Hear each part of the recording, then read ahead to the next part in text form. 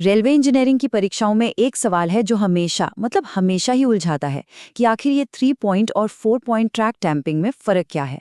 तो आज हम इसी सवाल को बिल्कुल आसान बनाने वाले हैं। चलिए शुरू करते हैं।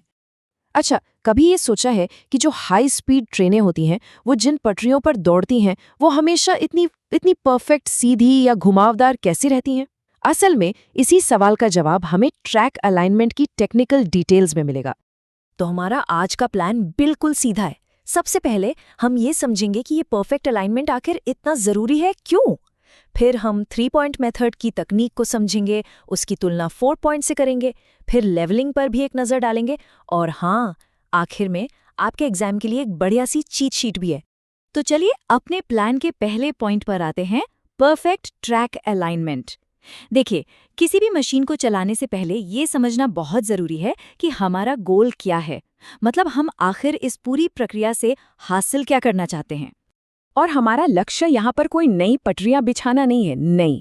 हमारा काम है जो मौजूदा ट्रैक है उसकी ज्योमेट्री को ठीक करना, उसे इतना सटीक, इतना प्रिसाइज बनाना है कि हाई स्पीड ट्रेनों की सेफ्टी और कंफर्ट दोनों की गारंटी हो। ठीक है, तो अब जब हम अपना लक्ष्य समझ गए हैं, तो अब ये देखते हैं कि इसे हासिल करने का एक बेसिक तरीका क्या है। चलिए 3 पॉइंट लाइनिंग मेथड और उसके अलग-अलग ऑपरेशनल मोड्स को समझते हैं। हाँ, पर आगे बढ़ने से पहले एक टर्म को समझना बहुत बहुत ज़रूरी है, ALC यानी ऑटोमेटिक गाइडिंग कंप्यूटर। इसे आप मशीन का दिमाग समझ सकते हैं, एक ऐसा दिमाग जो सारे के सारे कैलकुलेशंस खुद ब खुद करता है और इसी वजह से काम ज़्यादा प्रिसाइज और ऑटोमेटिक हो जाता है। तो ये जो 3 पॉइंट लाइनिंग मेथड है, ये 3 अलग-अलग मोड्स में काम करता है, एलिमेंट्री, डिज़ाइन और मेजरिंग रन मोड। चलिए एक-एक करके इन तीनों को समझते हैं। तो सबसे पहले आता है एलिमेंट्री मोड। अब ये क्या करता है?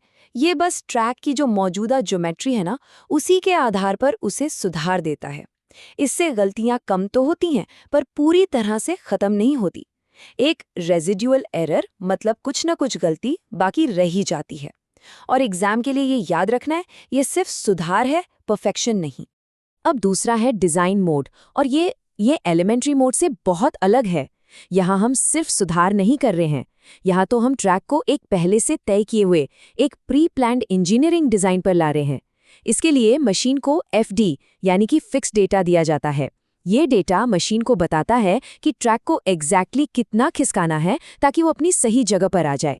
और फिर आता है तीसरा और सबसे एडवांस्ड मोड, मेजरिंग रन। जैसा कि नाम से ही पता चल रहा है, ALC वाली मशीन पहले खुद ट्रैक पर एक रन लेती है, मतलब एक तरह का सर्वे करती है, सारा डेटा रिकॉर्ड करती है और फिर उसका जो दिमाग है यानी कंप्यूटर, वो खुद ही सारे कैलकुलेशंस कर लेता है। ये सबसे सफिस्टिकेटेड और ऑटोमेटेड तरीका है। चलिए अब आते हैं उस हिस्से पर जो एग्जाम के लिहाज से सबसे ज़रूरी है, 3 पॉइंट और 4 पॉइंट सिस्टम के बीच का डायरेक्ट कंपैरिजन। और हम ये तुलना 2 हिस्सों में करेंगे। पहले हम दोनों के सबसे बेसिक स्मूदनिंग मोड्स को कंपेयर करेंगे, मतलब जब हमारा लक्ष्य सिर्फ ट्रैक की खामियों को दूर करना है। तो ये एक तरह से 3 पॉइंट के एलिमेंट्री मोड और 4 पॉइंट के स्मूदनिंग मोड के बीच की सीधी टक्कर है। अब जरा इस टेबल को देखिए। अगर हम सीधे सबसे ज़रूरी रो यानी त्रुटि या एरर पर नज़र डालें तो फ़र्क बिल्कुल साफ है। 3 पॉइंट एलिमेंट्री मोड में करीब 33% की गलती बाकी रह जाती है, लेकिन 4 पॉइंट स्मूदनिंग मोड में ये घटकर सिर्फ 13 से 16% रह जाती है। ये एग्जाम के लिए एक बहुत ही ज़रूरी डेटा पॉइंट है, इसे याद रखिएगा। और ये बार चार्ट, ये उसी कहानी को और भी क्लियर कर देता है। इन बार्स को देखिए, 4 पॉइंट मेथड आधे से भी कम गलती छोड़ रहा है, तो स्मूदनिंग के मामले में ये एक सीधी और साफ जीत है। ये डेटा याद रखना बहुत ज़रूरी है। ठीक है, तो अब तुलना के अगले लेवल पर चलते हैं। अब देखते हैं कि जब लक्ष्य एक प्री प्लान डिज़ाइन को हासिल करना हो, तब ये दोनों सिस्टम कैसे परफॉर्म करते हैं। अब इस दूसरी टेबल में पहली ही रो लक्ष्य पर ध्यान दीजिए। सारा खेल यहीं बदल जाता है। 3 पॉइंट का लक्ष्य है सटीक, मतलब प्रिसाइज लोकेशन पाना। वहीं 4 पॉइंट का लक्ष्य है ट्रैक को स्मूथ करते हुए डिज़ाइन के करीब, यानी नियर लाना। बस ये एक छोटा सा शब्द, सटीक बनाम करीब, यही इन दोनों का सबसे बड़ा फर्क है। और ये स्लाइड पिछली टेबल के उस सबसे ज़रूरी फर्क को एकदम क्रिस्टल क्लियर कर देती है। एक तरफ है सटीक और दूसरी तरफ है के पास या नियर। एग्जाम के लिए इस फर्क को जानना ही सबसे ज़रूरी है। तो लाइनिंग यानी ट्रैक के हॉरिजॉन्टल अलाइनमेंट को तो हमने समझ लिया। अब चलिए बात करते हैं दूसरे ज़रूरी पहलू की, और वो है ट्रैक लेवलिंग। ये ट्रैक के वर्टिकल प्रोफाइल यानी उसकी ऊंचाई को सही करने के बारे में है। लेवलिंग में बेसिकली ट्रैक की लंबाई के साथ साथ और दोनों पटरियों के बीच की ऊंचाई को ठीक किया जाता है। इसमें एक पटरी को डेटम रेल यानी बेस मान लेते हैं और दूसरी को उसके हिसाब से एडजस्ट करते हैं। ये कुछ मेन फैक्ट्स हैं जो इससे जुड़े सवालों में काम आ सकते हैं। चलिए, अब तक हमने जो भी सीखा उसे एक साथ लाते हैं। ये है आपके एग्जाम के लिए वो चीट शीट जिसका सबको इंतजार था। किस सिचुएशन में कौन सा मेथड इस्तेमाल करना है, इसे समझने के बाद कोई भी एप्लीकेशन बेस्ड सवाल आसानी से हल हो जाएगा। तो 3 पॉइंट डिजाइन मोड कब इस्तेमाल करना है? तब जब प्रिसिजन सबसे जरूरी हो, जब ट्रैक को एक जानी पहचानी खास जगह पर लाना हो, मतलब बिल्कुल फिक्स्ड पोजीशन पर, तब यही मेथड सबसे बेस्ट है।